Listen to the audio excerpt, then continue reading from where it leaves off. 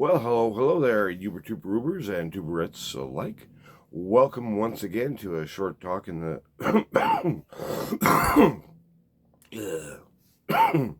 trailer park. Old guy who smokes too much. What would an old guy who smokes too much be talking about today? Well, let's find out, shall we? So come on in, sit down, and have a seat. And I wouldn't smoke those cigarettes too much if I were you. Um, I had some ideas in my mind that I woke up with, and boy, it was weird. I think it was probably close to 4 when I woke up, and never went back to sleep. And so it hasn't been, like driving me crazy, but it's this idea that recurs, and I keep thinking, well, an old guy could talk about that on a video, couldn't he? And so this is one of these. I'll call it a more speculative piece. I watched it. It was actually pretty enjoyable. Matt Walsh, he's a creator, and JP, what is his name? JP somebody, Sears.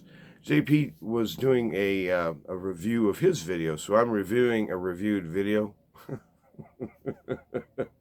Go watch the video yourself. Anyway, Matt Walsh was doing it was a kind of satirical thing, but it's actually had a lot of social value given our decrepit and falling apart state of affairs in the universe. And it was a victim hierarchy.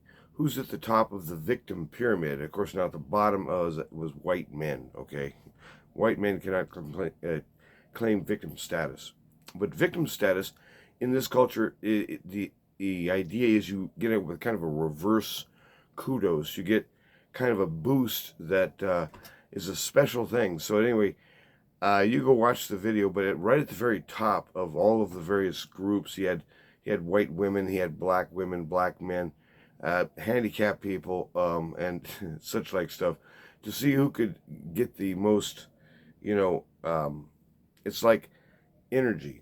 And so at the very top was T. So he said that the white man at the bottom actually could go from zero status to top status in one step. By coming out as trans. And I got to thinking about this, in Europe right now, in the Ukraine, in Romania, in Bulgaria, in Hungary, the U.S. is trying really hard to sell this wrong colored rainbow flag, and as if it's somehow part of national policy for the United States foreign affairs to put this as a real issue for the Romanians to consider or something. And a lot of people in Europe are just saying, no, we want no part of that. But anyway, it was a humorous piece, the Walsh and Sears thing. Actually, it's Matt Walsh's video. And I think you should go watch it if you can find it. Don't ask me what the HTTP thing is, and no, I'm not going to leave a link because I don't know how to do that. But at any rate, I thought, here's the way I'm looking at it as an old guy.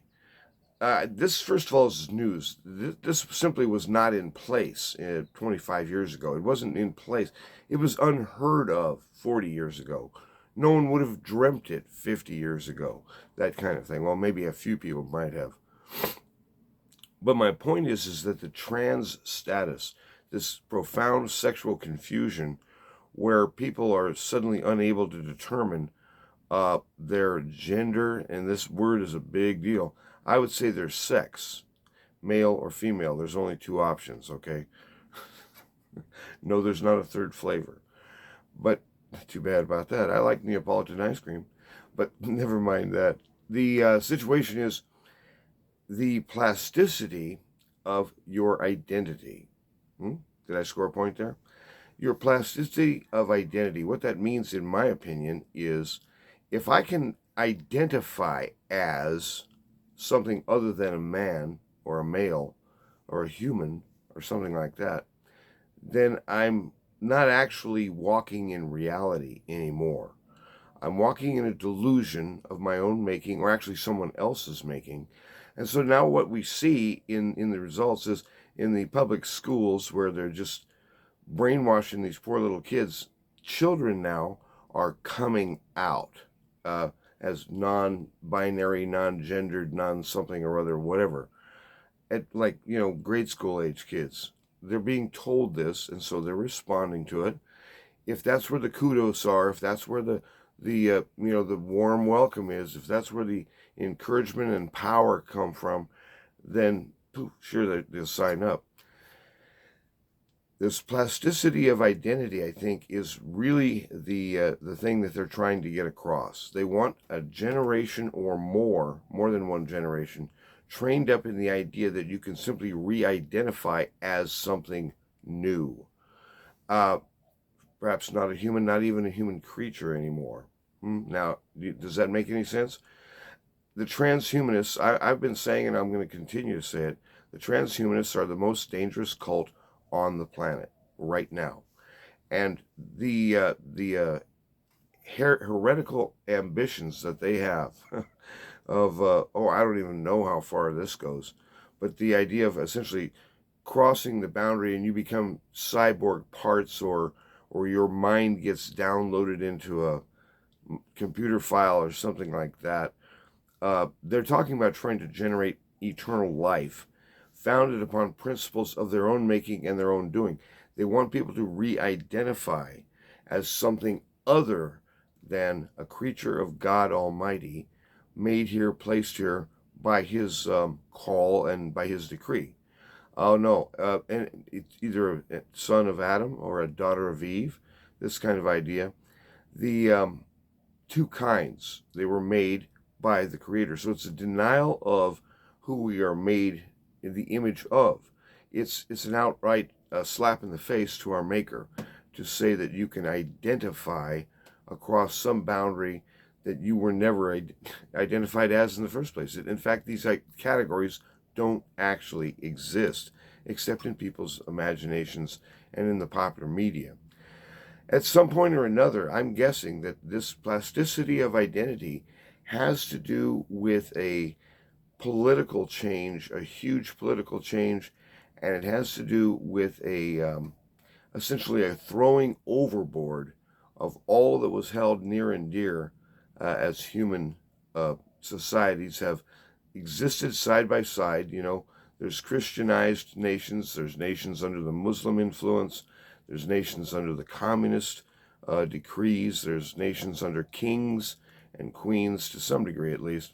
And the idea is that we've been placed here in these various nations, but always as men and women. And if you can cross-identify that and mangle that up so badly that even experts can't tell you what a woman is. I remember old Slick Willie, it all depends on what the definition of is. Yeah, Slick, go away. But the idea is that this plasticity of identity has to do, I think, with an ultimate transhumanist agenda. That's one of the reasons you should avoid it like the plague.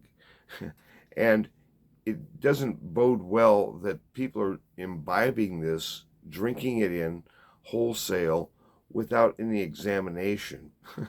It's probably a really bad idea. We should examine these ideas. We should take them apart. Are they based in truth? No. Does this arise somewhere in the context or the text itself of the scriptures? No, except to condemn such things. So we're playing with fire here culturally.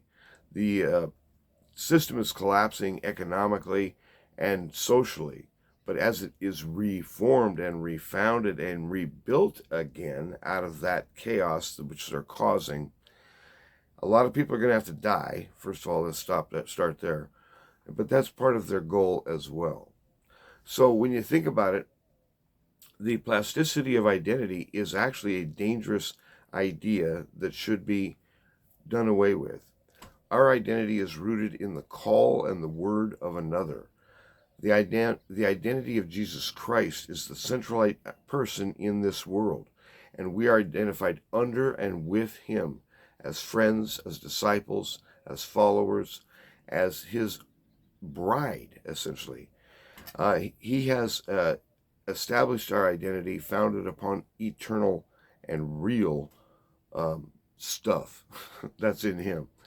And our own identities then are being reshaped by another. But it doesn't become male or unfemale. It becomes female plus something, male plus something, and the something is him. Him at the center, him as the kind of the heartbeat of the whole thing. He's the goal of our hearts. He's the goal of our lives. So I was just thinking about that kind of stuff this morning, that perhaps one of the reasons that this whole sexual perversion thing is such a big deal and why everybody's kind of losing their minds collectively over it has to do with a larger ambition, kind of a final betrayal of the Maker. Don't go there. That's got to be the worst part of the worst idea of the bad idea.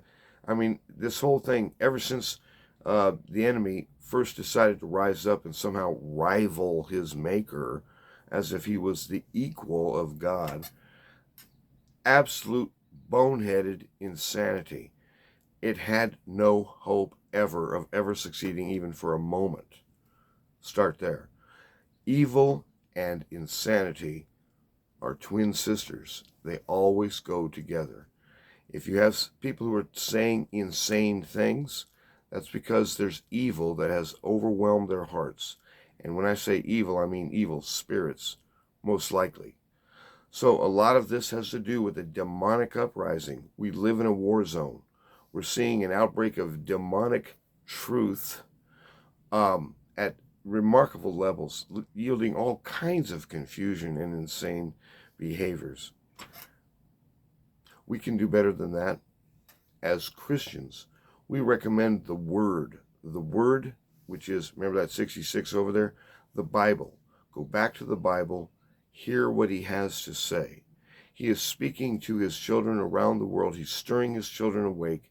He's calling them through the scriptures by the power of the Spirit as the Spirit applies it to our hearts. Each of us needs to learn different ways and different things because we all have our different weaknesses and different strengths. But he's the one who's gathering his children into one community, one cadre, one folk, one people.